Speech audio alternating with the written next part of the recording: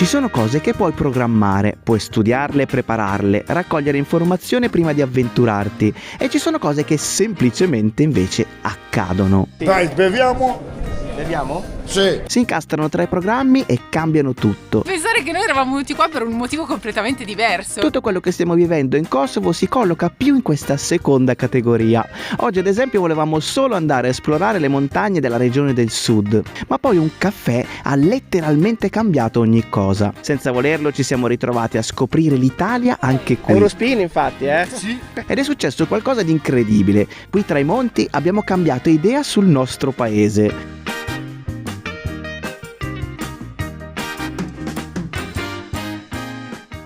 Buongiorno ragazzi, benvenuti in un nuovo video dal Kosovo. Stanotte abbiamo dormito qui tra i monti. Stamattina c'è già un bel po' di gente in giro. Si è asciugato tutto, eh? Eh beh sì, stanotte ha fatto freddo, ma stamattina è bello caldo. No, ieri sera più che altro ho versato tipo un litro d'acqua così a caso perché non pensavo che la bottiglia fosse aperta senza il tappo. Ho fatto così, cioè si è allagato tutto. Tutta la tenda dietro si è bagnata completamente. Poi ha fatto freddo, stamattina era ancora tutto bagnato e adesso si è asciugato. Cioè ha fatto proprio così, asciugazione in rapidissima perché c'è questo sbalzo, super sbalzo. Noi adesso andiamo via da qui e avevamo un dubbio su cosa fare bene come itinerario, ma abbiamo trovato una cosa interessantissima. Una perla. Ciao! See you! Ciao!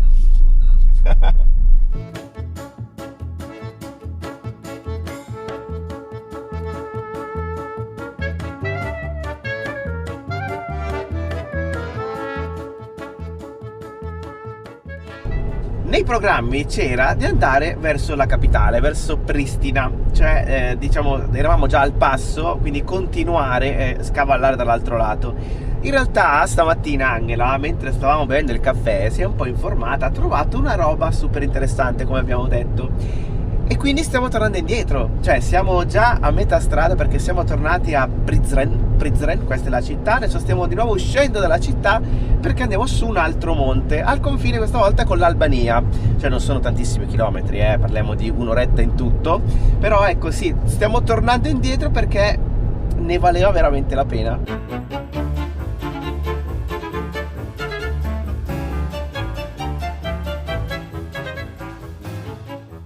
Sì, sono su un tetto di una casa perché c'è una vista qua spettacolare su questo villaggio. Ci siamo infilati di nuovo tra le montagne e siamo adesso in pratica in una regione che si chiama Gora. Gora è questa regione nel sud del Kosovo e siamo al confine sia con l'Albania che con la Macedonia. E qui vive una popolazione che sono i Gorani, sono questa etnia che è quasi sconosciuta perché sono davvero in pochissimi, ma hanno una lingua loro e come religione sono musulmani. Adesso quindi ci andiamo a infilare un po' nei villaggi che ci sono in questa zona, andiamo a vedere se riusciamo a vedere qualcosa anche di tradizionale, se riescono ancora a mantenere vive le loro tradizioni. Tanto Paolo si è parcheggiato là vicino alla strada, quindi forse è meglio che vado e mi infilo. Comunque le macchine che stiamo vedendo adesso, targa italiana, attenzione ragazzi, c'è gente a cavallo. Hello!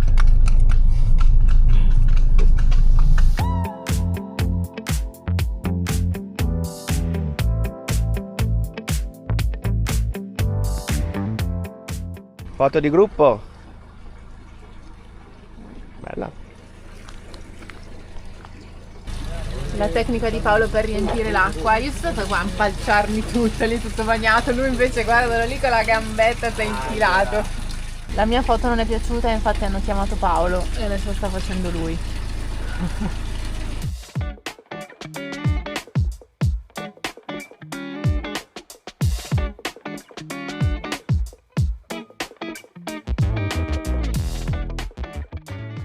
Allora ragazzi, le targhe non mentono. Abbiamo visto tantissime targhe appunto italiane in questa zona, ma proprio negli ultimi chilometri prima di arrivare, e arrivati in questo paese ci siamo subito resi conto che qua c'è un'enorme comunità di kosovari che però sono stati in Italia tantissimo tempo e quindi è una piccola Italia del Kosovo questo paesino. Ci hanno raccontato che appunto tantissime persone di questo paese che si chiama Restelica City, come vedete qua, intanto c'è il signore che si sta spostando, ci spostiamo un po' anche noi dalla strada.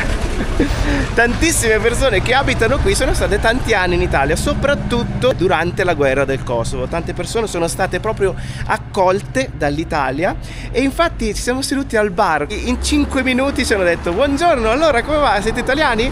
Proprio così, tranquillamente, ma non una persona, 1, 2, 3, poi sono arrivati altri tavoli e quindi ci hanno fatto subito capire di quanto sono anche affezionati al nostro paese, proprio perché sono stati accolti nel loro momento, diciamo, di difficoltà, che è stato appunto quello della guerra. Pensare che noi eravamo venuti qua per un motivo completamente diverso, invece ci siamo ritrovati accolti da queste persone che ci hanno tutti detto: benvenuti, siete benvenuti, godetevela, girate qua attorno. Un signore ha addirittura detto: io sono grato all'Italia perché senza l'Italia probabilmente adesso sarei morto, perché me ne sono andato durante la guerra, e ci ha detto che 5.000 persone solo di questo paesino sono andate in Italia, in particolare a Siena, e ci ha detto: Siena per noi è una casa, ci ha aperto le porte quando avevamo più bisogno. E quindi erano tutti super felici, affezionati, ci volevano offrire il caffè, volevano offrire da bere, tutto quanto. E adesso tanti tornano per le vacanze estive, per cui stanno qua un mese perché tornano appunto dalle famiglie. Tanti invece proprio sono tornati dopo anni di lavoro in Italia. Ma mi sono persa un'altra volta, mi sono fatta prendere da questa questione completamente inaspettata, non ho più parlato del motivo per cui eravamo venuti qui, cioè per entrare un po' più in contatto, scoprire qualcosa di più di questa etnia che sono appunto i Gorani. Probabilmente arrivano dalla Bulgaria, quindi sono slavi ma di religione islamica, e hanno, oltre a una lingua propria, anche dei costumi e delle tradizioni che sono proprio, si vedono soprattutto nel momento dei matrimoni, la fase dei matrimoni, che dovrebbe essere proprio in questa stagione. Sono in pochissimi in tutto il mondo, si pensa che siano circa 20-30.000, non si ha un numero preciso perché comunque col passare del tempo molti di loro si riconoscono oggi come albanesi o macedoni, quindi è anche difficile stabilire quanti siano in realtà.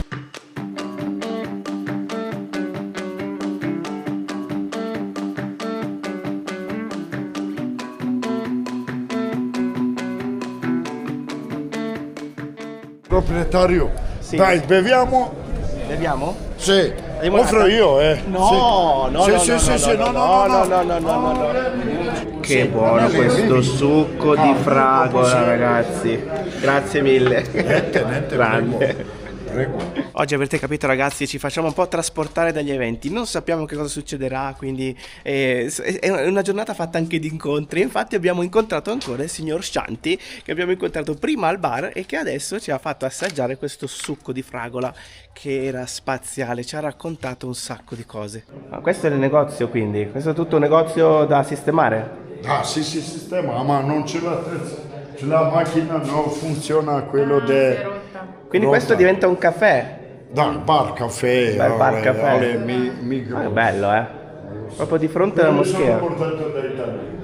Tutti vanno in viaggio con quella borsa, io ho preso macchina, La macchina del andato caffè. dal mare e pesa 100 kg. Ma non lo so. Questo è un Titanic Ah, la campana! da campana. Titanic? Quella è per la musica. Sì.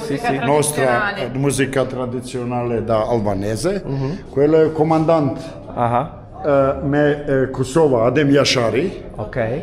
Quello è un cavallo, vicino e altro cavallo. Quello per la sport. Ok. Ma poi lavori tu al bar o lavora qualcun altro? Sono chef. Ah, lo Ora chef. sono chef.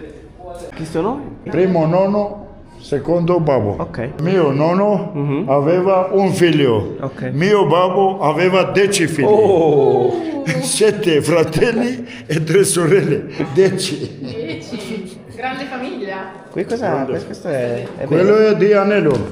Agnello! Per sedere, pecora, anello. D'inverno va bene! Se sedi fa bene. Hai fatto lo chef in Italia? 2 giorni lavapiatto, Ah. mattina chef. Davvero. Ce l'ho fotografie, ma non lo so dove sono qui. La parte migliore secondo me è stata quando ha tirato fuori i suoi documenti, ci ha fatto vedere che buona parte della sua vita il suo nome era diverso da quello reale, perché era scritto in serbo e quindi c'era la sh invece della sh, ad esempio. Lui ci ha detto: questo non sono io, il mio nome è con l'sh perché io sono albanese, i miei genitori albanesi, tradizione albanese, però buona parte della mia vita ho avuto dei documenti che erano scritti in serbo, perché questa zona era riconosciuta dalla Serbia, quindi come parte integrante migrante della Serbia, quindi tutti i documenti erano diversi, e ci ha detto che tantissime persone, la maggior parte delle persone qui hanno la stessa situazione, cioè hanno dei nomi sui documenti scritti in serbo quando in realtà di origine sono albanese, quindi si scriverebbero in modo diverso. Quindi c'è un po' questa cosa, no? Questa difficoltà, anche lui ci ha detto. Lui ha trovato dei documenti di suo padre in cui c'era scritto che lui era albanese, quindi è riuscito poi a farsi cambiare i documenti, ma insomma c'è tutto un caos dietro legato a questa storia complessissima. Ok, tutto a posto. È comodo il cavallo, per salire. Questa roba è tornato per legare. Sì. Comodo. È comodo, salire e scendere col cavallo. Qua in queste strade tutte in salita poi. È ripida. Come si chiama il cavallo? Cilo. Cilo? Sì. Ciao Cilo. Da dove sei? Bergamo. Sì. Anch'io vivo a Siena. Ah, ok. Sì. Eurospin infatti, Sì. Gino mi sta da Bergamo, lui è stato da Dragaš, abita. Poche famiglie, 10 così, ma Siena... Tutti da Siena. E com'è andata l'esperienza a Siena? Bene? Più buono non si trova. Vero? Siamo Male, dai.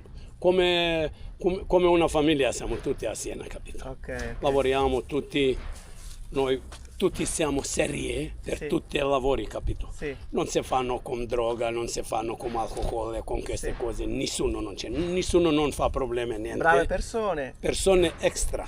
Perfetto, Extra. bene, E dai. passa tutti. Che bello. E ora quelli giovani vanno a scuola, ora a scuola fanno anche dottore, abbiamo i nostri dottori che fanno scuola, i nostri geometri fanno scuola, quelli bambini che arrivano. Certo, certo. Ora diventano italiani, Certo, capito? sì, Perché certo. vanno a scuola così.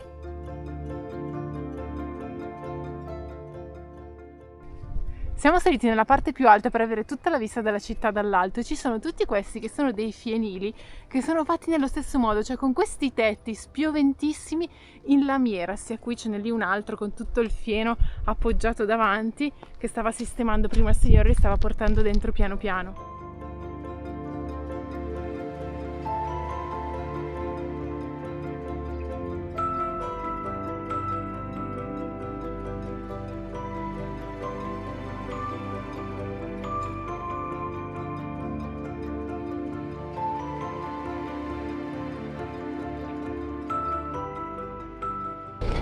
Ciao. Parlate italiano? Italiani? Sì. Ciao. Che fate qui? No, niente, siamo in viaggio, facciamo un giro. Tutto bene. Sì. Non sapevamo che ci fosse una comunità di tante persone che... Sai, qui questo paese c'ha, ora, per non esagerare, ma sicuramente il 60% in Toscana, sì. A Siena? sì, a Siena, Sì. siamo stati anche noi, ora siamo in Svizzera, ma Ok. abbastanza tempo anche in Toscana siamo stati. Quanti anni in Italia hai fatto? Ho fatto 21 anni. 21 anni. Wow. Siete Adesso- qui per le vacanze adesso? Sì, Ah, vacanze, ok. 2 o 3 settimane. L'estate si viene qui, si torna a casa. È giusto. Che bello, dai, grazie. Piacere. È stato un piacere. Ciao. Ci vediamo. Ciao. Buona giornata. Buon proseguimento. Ciao, Anche grazie. a voi, ciao. E niente ragazzi, ogni 2 minuti ci ferma qualcuno, ci guarda così stranito e ci dice italiani? Evidentemente ce l'abbiamo scritto in faccia. Comunque oggi ragazzi siamo un pochino più orgogliosi di essere italiani, anche perché lo vediamo nella faccia degli altri, di chi è stato accolto, che evidentemente c'è qualcosa di cui andare orgogliosi, nonostante insomma le brutte notizie che ogni tanto sentiamo che riguardano il nostro paese. Oggi siamo particolarmente contenti e ci hanno offerto anche i mirtilli, ragazzi. Le erano mani tutti non viola. mentono, tutti viola, mani, bocca, tutto viola. Li vanno a raccogliere nelle montagne qui dietro e sono spaziali, ragazzi, sono dolcissimi. Stiamo facendo scorpacciate di mirtilli in questi giorni. Comunque parlando con le persone riusciamo a capire un pochino meglio, comunque a comprendere la complessità di questi luoghi. Infatti i ragazzi sono bosniaci, quindi non ci hanno detto di essere albanesi, ma di essere bosniaci. Noi siamo etnia bosniaci, Ok. non siamo albanesi. Ok. Ok. Noi parliamo lingua slava, no? Ok. Quindi ragazzi, tutta questa complessità assurda, un po' quasi incomprensibile per noi perché è veramente contorta la cosa, rendono questo posto interessantissimo. Ecco il momento che tutti aspettiamo sempre. Oh, guarda proprio. Paolo che si rinfresca alla fontana, perché anche se siamo in Immagino. montagna, siamo a 1200 metri, comunque fa piuttosto caldo e tutti ci stanno dicendo che è un caldo che non si conosce qui in genere, non arriva a queste temperature, anzi qui si sta sempre belli freschi, soprattutto d'inverno che c'è un sacco di neve, quindi fa bel fresco d'inverno e su queste strade tutte così in salita diventa anche complicato. Sembra sudoso. Mi è piaciuto una volta hai fatto sta scena che gocciolavi, qualcuno ha detto che ti stavi sciogliendo.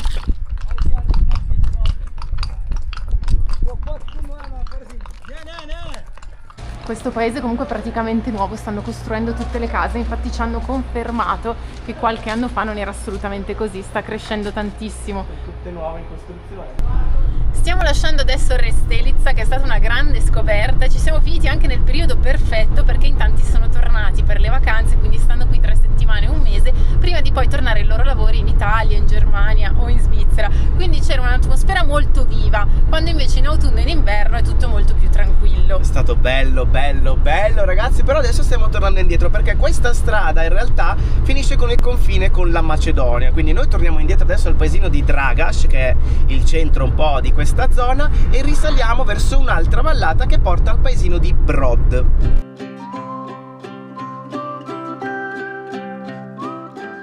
Siamo arrivati a Dragaš e c'è decisamente più movimento, qui tutto più grande, ci sono anche supermercati, ristoranti, hotel, quindi ne approfittiamo un attimo e anche noi ci facciamo un bel pranzetto adesso. Ci sta,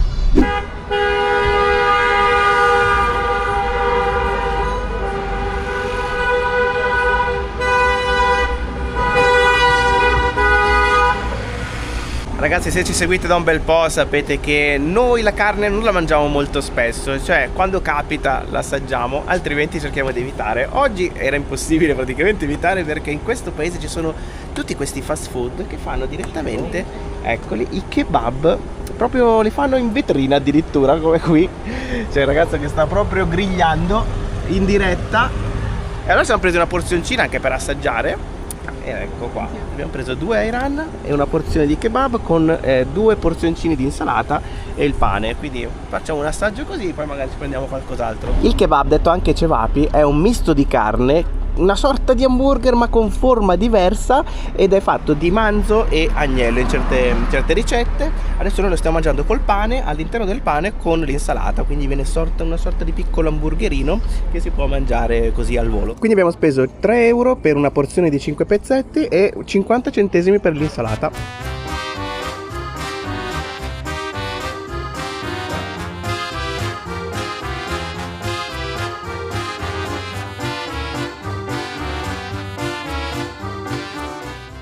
Abbiamo lasciato Dragaš e ci stiamo spostando adesso nell'altra vallata. Stiamo passando adesso questa strada tutta sinuosa tra le montagne altissime. Ci sono tantissime fonti d'acqua su queste strade, sia da un lato che dall'altro. Siamo arrivati a Brod e ci danno il benvenuto tutte queste mucche in mezzo alla strada. Eccole qua. Permesso, per favore. Oh, sono grosse. Sono più grandi del cubetto. Direi di sì. Là in fondo, guarda là. Là in fondo ci sono tutte le montagne là per infilarsi in quello che è un canyon vero e proprio.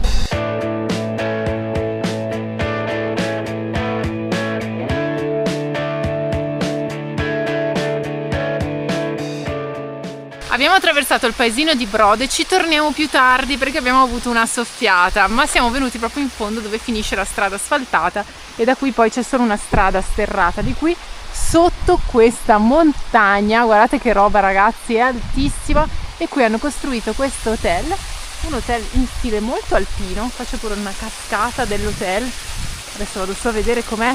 Paolo è già sopra che sbircia un po' il paesaggio dall'alto, andiamo a dare un'occhiata. Che scoperta anche questo lato. Allora è un po' meno sviluppato rispetto all'altro dove siamo andati prima, però devo dire che è molto affascinante questo paesaggio in cui è immerso, no? Queste montagne altissime così di roccia. Sono arrivata in alto, quella che lussuosità questo hotel, guardate, molto stile alpino, c'è anche una torre e qui c'è tutto il ristorante. Proprio sopra il ristorante poi c'è la seggiovia e da qua si può salire e andare là in alto. Immagino che in inverno qua ci sia la neve, quindi si venga qui per sciare anche.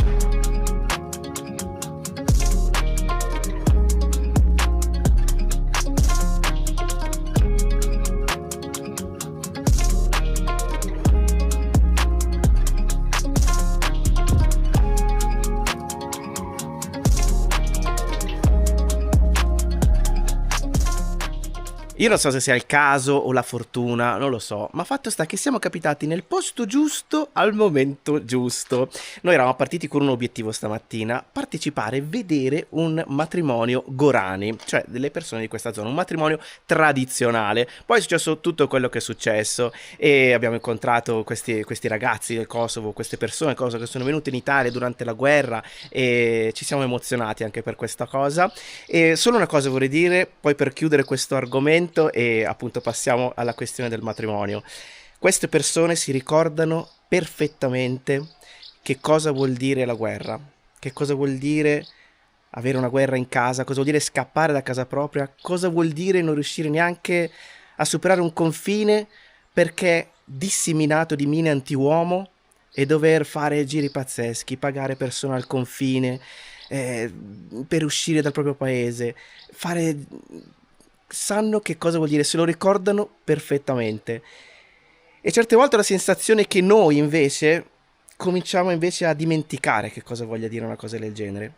Sono proprio queste persone che ce lo ricordano, ed è importante ascoltarle, è importante capire il valore della libertà e il valore della pace, che sono due cose fondamentali. Detto questo, continuiamo, e sa che entra in gioco Angela. Io adesso. Parla di matrimonio, vado a lo so. vedere gli abiti da sposa in tutto il mondo, tutti questi abiti, finalmente forse ne vedrò uno indossato, cioè proprio l'apice di quello che potevo desiderare, perché oggi, ragazzi, abbiamo scoperto un po' investigando qua e là, cioè abbiamo visto una casa tutta bardata con tutti i fiocchi bianchi, siamo andati a chiedere, c'erano delle ragazze, io mi sono messa a parlare in inglese, il ragazzo mi fa italiano, parliamo in italiano, e mi ha spiegato che oggi è l'ultimo giorno del matrimonio, dovrebbe essere il più quinto importante. giorno, quello in cui praticamente si porta la sposa a casa, quindi c'è questa processione dal centro del paesino fino alla casa della sposa con musiche, danze tradizionali. Una roba enorme, costosissima. Ce l'hanno Sì, parlato oggi, tra sì, l'altro. perché i matrimoni qui durano tantissimi giorni, e pensate che in passato li condividevano, cioè più coppie si sposavano insieme nello stesso momento, in modo da dividere le spese, che sono molto alte perché durano così tanto e vengono un sacco di persone, e si fanno sempre in estate proprio perché vengono tutti dai vari paesi, quindi tante persone vengono proprio a sposarsi qui, anche se vivono in Italia, in Germania, in altri paesi dell'Europa, vengono proprio a sposarsi qui perché ci tengono la tradizione. Ci hanno Quindi, fatto anche una cifra. sì, 30.000 euro un matrimonio. più o meno sì, ci hanno detto questo come cifra. Cose grosse. Quindi oggi, ragazzi, dovremmo riuscire a vedere questa giornata. Vabbè, io non sto sprizzando, però Io però è una cosa cioè, tradizionale, quindi sì, secondo io me è molto sprizzo, bello. cioè. Poi, ragazzi, ho visto le foto delle spose, una roba Speriamo che sia unica, così, unica. sì. Comunque adesso siamo da questa parte del paese, adesso procediamo verso il centro, qua c'è una delle varie moschee.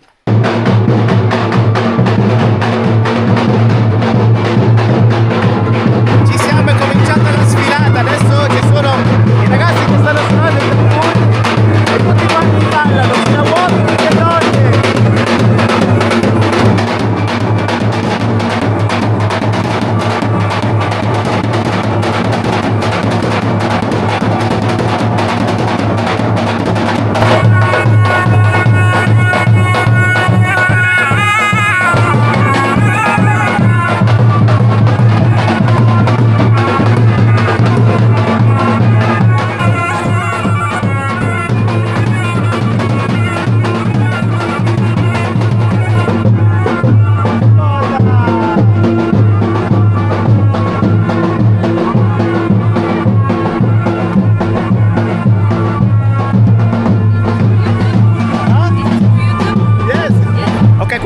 Non è la sposa, ma è la sorella della sposa. Stanno andando a prendere la sposa, Sì. e ci sono anche dei cavalli dopo, quindi andiamo a Sei vedere. iscritto al canale, quindi fatelo anche voi se non l'avete ancora fatto. È scesa dalla macchina apposta, mi vero. raccomando.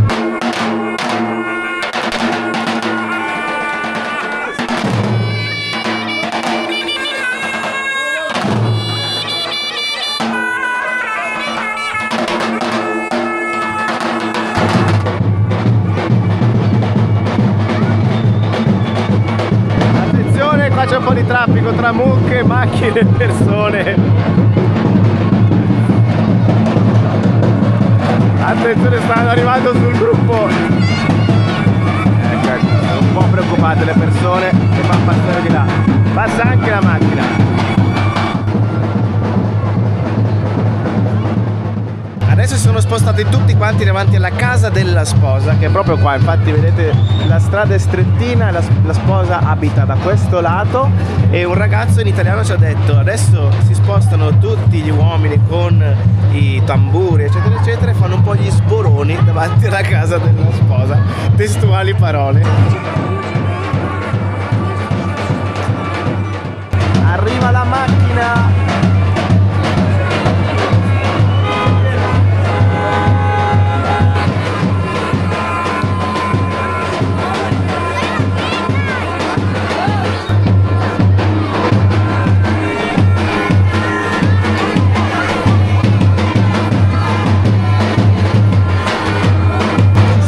Ci siamo, forse sì, forse no, siamo tutti pronti qua per l'uscita della sposa.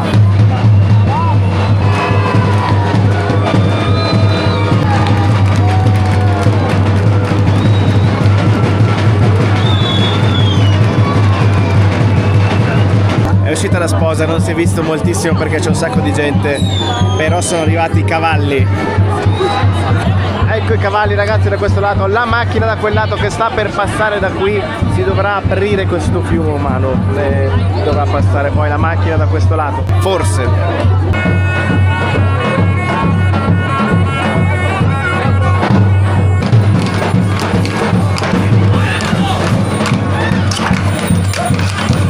La processione inizia con i cavalli là davanti che adesso sono andati. Ah no, tornano indietro. Il cavallo torna indietro, mamma mia. No, è pericolosissimo sto cavallo.